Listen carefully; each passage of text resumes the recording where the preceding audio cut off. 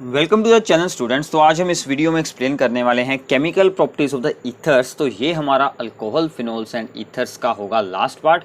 तो इसके साथ आपका अल्कोहल फिनोल्स एंड ईथर्स का चैप्टर हो जाएगा कंप्लीट।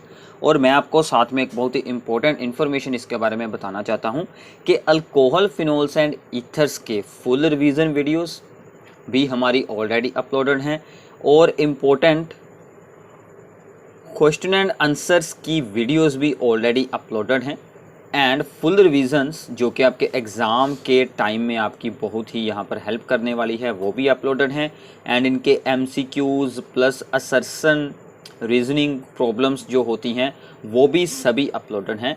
तो आपका एग्ज़ाम के लिए हमारा इस यूनिट का और इससे जो पिछला था यूनिट हेलोल्केन्स हेलोरिन्स ऑर्गेनिक के इन दोनों चैप्टर्स का पूरा मटेरियल ऑलरेडी अपलोडेड है। तो आपको वो सभी वीडियोस हमारे चैनल पर मिल जाएंगी।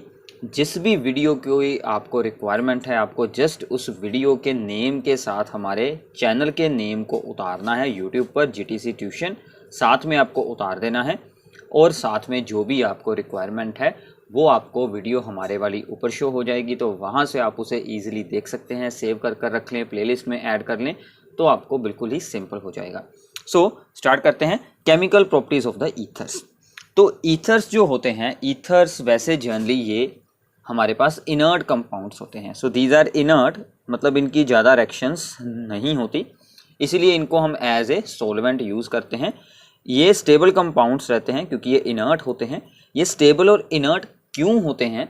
बिकॉज इनमें जो फंक्शनल ग्रुप होता है ऑक्सीजन वाला, उसमें कोई भी एक्टिव साइट नहीं होती, ठीक है। ना ही तो इस पर किसी इलेक्ट्रोफाइल का अटैक होता है, ना ही किसी न्यूक्लियोफाइल का अटैक होता है, बट इसमें सिर्फ क्या होता है कि इसके पास होते हैं लोन पेयर, जिसके कारण के इसकी कुछ रिएक्शंस हमारे पास होती हैं वो हम यहाँ पर एक्सप्लेन करने वाले हैं। और अगर हमें यहाँ पर सी और ऑक्सीजन के बॉन्ड्स को ब्रेक करना हो उसकी भी कुछ रिएक्शंस हैं इंपॉर्टेंट, वो हम यहाँ पर एक्सप्लेन करेंगे, ठीक है।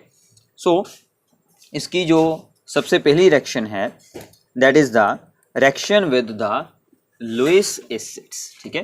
रिएक्शन विद लुईस एसिड्स, जिसमें कि सबसे इंपॉर्टेंट आता है कि हम ग्रिग्नार्ड रीजेंट्स को ऑलवेज ईथर्स में क्यों बनाते हैं वो हम यहाँ पर एक्सप्लेन करने वाले हैं, ठीक है। So reaction with the Lewis acids. So Lewis acids क्या होते हैं? Which accept the lone pair of electrons, okay. So for example this is the ether, इसके पास है ऑक्सीजन के पास है लोन पेयर्स, इसके साथ है मान लीजिए BF3, this is an Lewis acid. तो इनके बीच क्या बन जाएगा? कोऑर्डिनेट बॉन्ड बन जाएगा। तो ये यहाँ से अपना एक लोन पेयर इसे कर देगा donate, then they form the coordinate bond and there is a electron pair on this, ठीक है। So this is also called the etherate complex, ठीक है। तो ये एक कॉम्प्लेक्स बन जाता है। तो इसका अगर हम कंप्लीट नेम लिखेंगे so this is called the boron trifluoride etherate, ठीक है। Boron trifluoride etherate, okay. ये यहाँ से फॉर्म हो जाता है और इसके बाद ऐसे ही हम इसकी रिएक्शन ग्रिग्नार्ड रीजन के साथ भी यहाँ पर करवा सकते हैं। सो this is the Grignard reason, यहाँ पर alkyl group with magnesium with halogen, so this is the Grignard reason. तो इसके साथ जब किसी ईथर की रिएक्शन होती है, मान लीजिए ये है हमारा ईथर, तो ईथर हम यहाँ पर यूज़ कर रहे हैं CH3 CH2 यानी कि इथाइल डाई इथाइल ईथर, ठीक है। तो ये इसके साथ बनाएगा कोऑर्डिनेट बॉन्ड्स, बट ऐसे दो मॉलिक्यूल्स इसके साथ जुड़ने वाले हैं। वो कैसे जुड़ते हैं? ये मान लीजिए मैग्नीशियम है, ठीक है। तो मैग्नीशियम के साथ एक जुड़ जाएगा इस तरफ से, ये वाला ऑक्सीजन, तो मैं इसे ऐसे लिख लेता हूँ CH3 CH2, ये हो गया 2 टाइम्स, यहाँ पर 2 टाइम्स है, ऐसे ही दूसरी तरफ से जुड़ जाएगा, ठीक है। सो क्योंकि ये जो ग्रिग्नार्ड रीजेंट है ये इन यहाँ पर ईथर्स के साथ बॉन्ड फॉर्मेशन करता है, इसका मतलब क्या है कि ये जो ग्रिग्नार्ड रीजेंट है ये ईथर में हो जाता है। ध्यान से सुन लीजिए, ठीक है। ग्रिग्नार्ड रीजेंट डिसॉल्व्स इन ईथर्स, ठीक है। इसीलिए ग्रिग्नार्ड रीजेंट्स की ऑलवेज प्रेपरेशन ईथर्स के बीच ही की जाती है, उनकी सभी रिएक्शंस भी ईथर्स के बीच ही प्रेफर की जाती हैं, because Grignard reagent dissolves in the ethers. Okay, ये आपको एग्जाम में पूछा जा सकता है, ठीक है। तो ये थी हमारी एक इंपॉर्टेंट रिएक्शन। आगे चलते हैं सेकंड रिएक्शन। सेकंड रिएक्शन ये बहुत ही इंपॉर्टेंट रिएक्शन है। इस पर रीजनिंग प्रॉब्लम्स या फिर कंप्लीट द रिएक्शन प्रॉब्लम्स बहुत बार एग्जाम में आपको मिल जाएंगी, ठीक है। तो इसमें क्या होता है कि रिएक्शन विद हैलोजन एसिड, हम किसी भी ईथर को, मान लीजिए ये हमारा ईथर है, ठीक है, इसकी रिएक्शन किसी भी हैलोजन एसिड यानी कि HI, HCl, HBr इनके साथ होती है, तो क्या होता है कि यहाँ पर C और ऑक्सीजन का बॉन्ड इसके साथ ब्रेक हो जाता है और एक हाइड्रोजन ऑक्सीजन वाले जो अल्काइल ग्रुप के साथ जुड़कर अल्कोहल बना लेती है और दूसरा अल्काइल ग्रुप X के साथ जुड़कर यहाँ पर अल्काइल हैलाइड बना लेता है, ठीक है। So this is very very important reaction.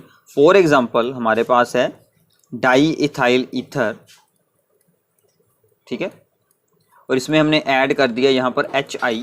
तो HI हम यहाँ पर HI यहाँ पर यूज़ कर रहे हैं बिकॉज HI की रिएक्टिविटी सबसे ज़्यादा रहती है HBr और HCl से, ठीक है।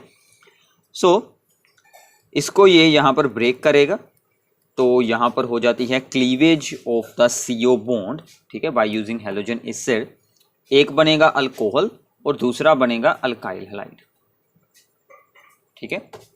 सो नाउ इसमें आगे एक और बात है, अगर हम HI को एक्सेस में यूज़ कर लें, मतलब इसका अमाउंट हम इसमें और ज़्यादा ऐड कर दें, तो ये अल्कोहल भी आगे अल्काइल हैलाइड में ही चेंज हो जाएगी, यानी कि इसका भी यही अल्काइल हैलाइड बन जाएगा। ऐसे दो मॉलिक्यूल बनेंगे if HI is in excess, ठीक है। तो ये बात भी आप लोगों को याद रखनी है, मतलब अगर मैं इसे एक्सेस में यूज़ करूं तो ये दोनों ही ब्रेक होकर क्या बन जाएंगे, अल्काइल हैलाइड। तो हमें 2 मॉलिक्यूल्स ऑफ अल्काइल हैलाइड बन जाएंगे। अगर आप इसे ध्यान से देखेंगे तो ये एज ए आप अज्यूम यहाँ पर ऐसे इसे याद रख सकते हैं कि ये रिएक्शन विलियमसन सिंथेसिस की ऑपोजिट है, क्योंकि उसमें हमने सोडियम यहाँ पर अल्को ऑक्साइड और अल्काइल हैलाइड को ज्वाइन कर कर ईथर बनाया था और यहाँ से उनसे ही अल्कोहल और अल्काइल हैलाइड हम बना रहे हैं, ठीक है। तो अब इसमें एक जो सबसे इम्पोर्टेंट बात होती है कि यहाँ पर तो हमने एग्जांपल की कि दोनों साइड पर सेम अल्काइल ग्रुप्स हैं। अगर दोनों साइड पर अलग अलग अल्काइल ग्रुप्स हों तो कौन से ग्रुप की अल्कोहल बनानी है, कौन से ग्रुप का हमें अल्काइल हैलाइड बनाना है, ये आपको बात का ध्यान रखना है। So site of the cleavage क्या रहेगी, तो इसमें एक बेसिक सा रूल है जो आप लोगों को यहाँ पर अंडरस्टैंड करना है। वो क्या है कि alkyl halide is always formed by the third degree group, ठीक है। So alkyl halide is formed by the third degree group, और अगर थर्ड डिग्री ना हो, अगर थर्ड डिग्री ना हो, 2 डिग्री हमें बिल्कुल नहीं देखना, अगर थर्ड डिग्री होगा तो वही अल्काइल हैलाइड बनाएगा, अगर वो ना हुआ देन स्मॉलर अल्काइल ग्रुप। तो जो भी ग्रुप इन दोनों में से छोटा होगा वही बनाएगा, ठीक है, सीधी सी बात है यहाँ पर। तो ये दोनों आपको यहाँ पर याद रखने हैं। इनके हम एग्जांपल्स कुछ करते हैं। सो मान लीजिए सबसे पहले हम यहाँ पर लिखते हैं कुछ compounds. So this is the ether, ठीक है, and this is the second one. तो इन सभी एग्जाम्पल से आपको ये रूल की अच्छे से अंडरस्टैंडिंग हो जाएगी।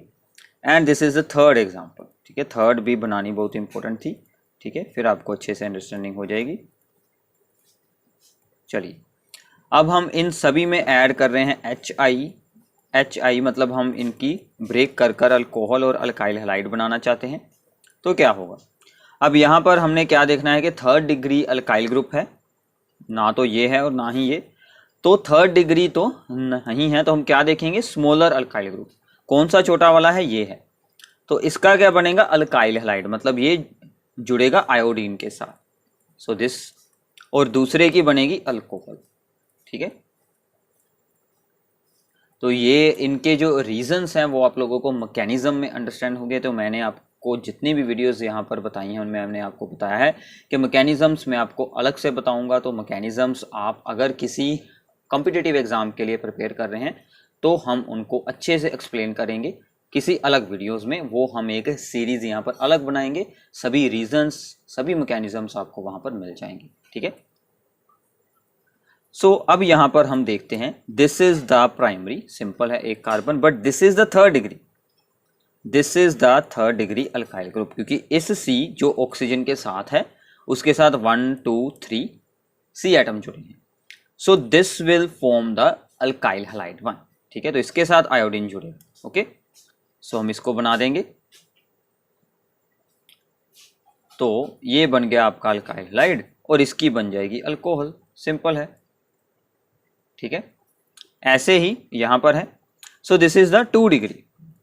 तो मैंने आपको यही बताया था कि थर्ड डिग्री हो तो ओके है, अदरवाइज हमें छोटा वाला ग्रुप चूज करना है। So this is the small group, तो इसका बनेगा अल्काइल हैलाइड और दूसरे की बन जाएगी अल्कोहल।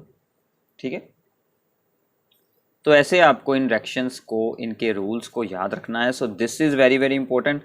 अगर आप लोगों को ईथर्स का कॉन्सेप्ट कुछ डिफिकल्ट फील हो रहा है तो ये रिएक्शन विद HX और जो हमने की थी इसके साथ में विलियमसन सिंथेसिस, ये दोनों एक दूसरे के ऑपोजिट हैं। ये दोनों रिएक्शंस आप लोगों को जरूर अच्छे से याद करनी है, हर एक एग्ज़ाम के लिए इंपॉर्टेंट है। ठीक है, बोर्ड एग्ज़ाम, क्लास एग्ज़ाम या फिर स्कूल आपके जो होते हैं पेपर, उनके लिए, नीट के लिए, JEE के लिए, सभी पेपर्स के लिए ये दोनों रिएक्शंस पर प्रॉब्लम्स आपको जरूर उसमें पूछी जाती है। Okay, so this is all about the reaction with HX या फिर क्लीवेज विद HX। ठीक है, इसको ऐसे भी हम बोल सकते हैं क्योंकि इसको ब्रेक किया जाता है यहाँ पर, तो ये रूल इसका बहुत ही इंपॉर्टेंट है। ओके, सो इसके बाद है, सो अगर हो हमारे पास कोई भी फिनोलिक ईथर्स इसी रिएक्शन में, ठीक है, तो अगर हम यहाँ पर यूज़ कर रहे हो फिनोलिक ईथर्स लाइक एनीसोल, तो इसका नाम याद रख लीजिएगा, एनीसोल। ठीक है, मैंने आपको इससे पहली वीडियोस में भी बताया है 2-3 बार, एनीसोल।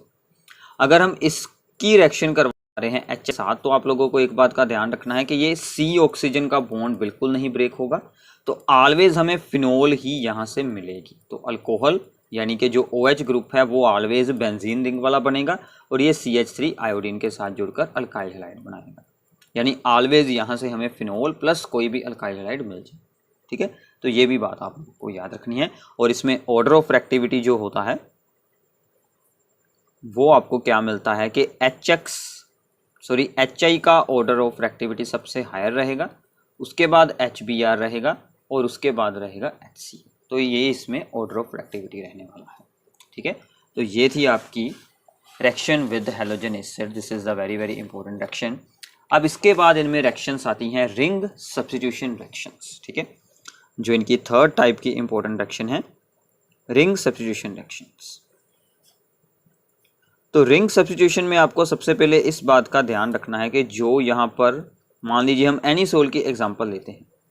ठीक है, जो यहाँ पर OCH3 ग्रुप जुड़ा है बेंजीन के ऊपर, this is ortho para directing and activator group. ठीक है, दिस इज एक्टिवेटर।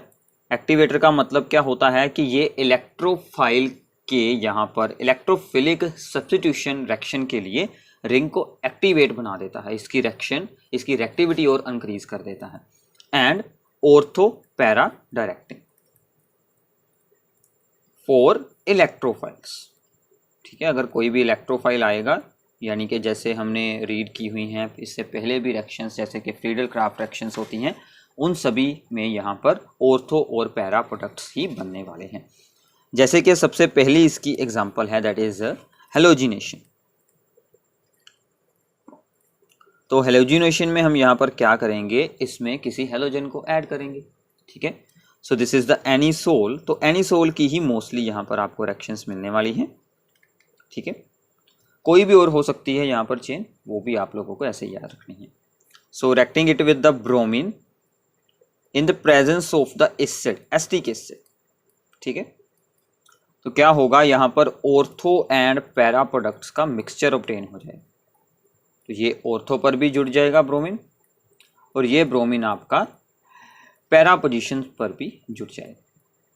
ठीक है, तो ये दोनों प्रोडक्ट्स का आपको यहाँ पर मिक्सचर मिलेगा, but para product is the major one और इसका नेम क्या बनेगा, para bromo anisole. So this is called para bromo anisole, क्योंकि एनीसोल मैंने आपको बताया था और उसके साथ हमने क्या जोड़ दिया, वर्ड पैरा ब्रोमो। इसका क्या बन जाएगा, ऑर्थो ब्रोमो, साथ में लगाएंगे एनीसोल। ठीक है, so this is the ring substitution की एक एग्जांपल कर ली है। इसके बाद आती है इनमें फ्रीडल क्राफ्ट रिएक्शंस। ठीक है, वो भी इनमें बहुत ही इंपॉर्टेंट पार्ट है, Friedel craft reactions in the phenolic ethers. Friedel craft reactions में सबसे पहले होगी यहाँ पर ईथर्स यानी कि एनीसोल की अल्काइलेशन। तो अल्काइलेशन में हम इसमें ऐड करेंगे chloromethane. This is the chloromethane in the presence of, same है आगे की तरह, एनहाइड्रस एल्यूमिनियम क्लोराइड। ठीक है, जो कि यहाँ पर इलेक्ट्रोफाइल को जनरेट करेगा, जो कि बाद में रिंग में यहाँ पर अटैच हो जाएगा इन कार्बन डाइसल्फाइड। क्योंकि हम इसमें ईथर्स यूज कर रहे हैं इसलिए हमें रिएक्शन में ईडियम यहाँ पर क्या रखना पड़ेगा, कार्बन डाइसल्फाइड। तो ऑर्थो एंड पैरा प्रोडक्ट्स का मिक्सचर बनेगा। एक बार ऑर्थो पर CH3 और पैरा पर CH3, और फिर से वही बात के para product is the major product. ठीक है, सो इसका नेम क्या बनेगा, यहाँ पर 4 पोजीशन पर है, या फिर आप यहाँ पर लिख सकते हैं पैरा पोजीशन पर है, तो मैं इसे लिखूंगा 4 मिथॉक्सी। ठीक है, 4 मिथॉक्सी, इसको हमने दिया है यहाँ पर सब्स्टिट्यूएंट का नाम, और इसका नाम क्या बन जाएगा, टोलुइन, 4 मिथॉक्सी टोलुइन। ठीक है, and this is the major product. Okay, इसका नाम क्या बन जाएगा, 2 methoxy toluene. Okay, so similarly acylation में हम असाइल ग्रुप ऐड करते हैं, दैट इज द, यहाँ पर एसिड क्लोराइड को ऐड करेंगे, CH3COCl। This is the hostile chloride या फिर एसिड क्लोराइड। ठीक है, सो बाकी सेम रहेगा, anhydrous aluminium chloride in carbon disulphide. ठीक है, तो यहाँ पर भी सिमिलरली हमें ऑर्थो एंड पैरा प्रोडक्ट्स का मिक्सचर मिल जाएगा, तो यहाँ पर जुड़ेगा। ठीक है, और प्लस हमें यहाँ पर मिल जाएगा पैरा प्रोडक्ट। तो इसका नेम आपको अब ध्यान से लिखना है, बिकॉज जब COCH3 जुड़ जाता है so this becomes the ketone, तो ये यहाँ पर बन जाएगा as a substituent. So this named as the 4 methoxy and this one is called acetophenone, acetophenone.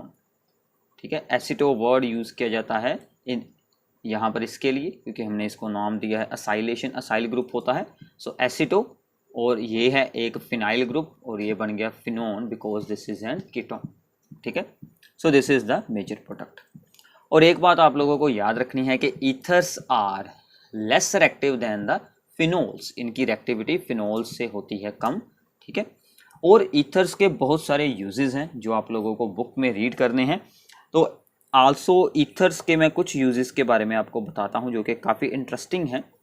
Ethers को एज ए अनस्थेटिक भी यूज़ किया जाता है। मतलब अनस्थेटिक क्या होते हैं, जो हमें बेहोश करने के लिए यूज़ किए जाते हैं या फिर ऑपरेशंस के टाइम बेहोश करने के लिए यूज़ किए जाते हैं।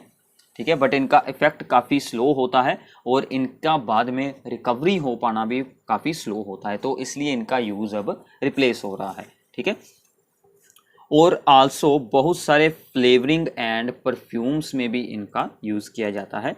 काफ़ी सारे फ्लेवरिंग सब्सटेंसेस में ईथर्स मिलते हैं ये सभी, और परफ्यूम्स में भी हमें ये मिलते हैं ईथर्स। ठीक है, जैसे कि ऑयल ऑफ द क्लोव्स। ठीक है, जैसे कि अनाइस सीड्स में ईथर होता है, अनाइस सीड में, ऑयल ऑफ द क्लोव में।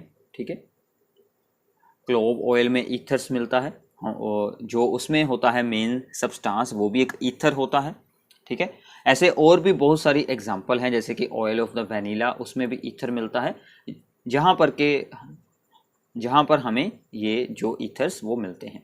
तो प्लीज़ इनके कुछ यूजेस आप लोगों को अपनी अपनी बुक में से रीड करने हैं, और भी आपको रेफरेंस बुक्स में ईथर्स की रिएक्शंस मिल जाएंगी, बट हमने मोस्ट इंपॉर्टेंट रिएक्शंस जो सिलेबस के अकॉर्डिंग है उन्हीं को एक्सप्लेन किया है। बाकी सभी रिएक्शंस आप एज ए वहाँ पर एक्स्ट्रा कुछ रीड कर सकते हैं अगर आपको ये टॉपिक इंटरेस्टिंग फील हुआ है। तो मैंने आपको स्टार्टिंग में भी बताया था कि बाकी सभी मटेरियल आपको हमारे चैनल पर मिल जाएगा, प्लीज़ उन्हें आपको ज़रूर सुनना है। So thanks for watching the video. अगर आपको हमारी वीडियो पसंद आई है तो प्लीज़ इसे शेयर करें अपने फ्रेंड्स के साथ, चैनल को सब्सक्राइब करें, बेल आइकन को प्रेस कर दें ताकि कोई भी वीडियो आपके मिस ना हो पाए, और अपने व्यूज़ को कमेंट बॉक्स में ज़रूर आप लोगों को शेयर करना है। Thank you.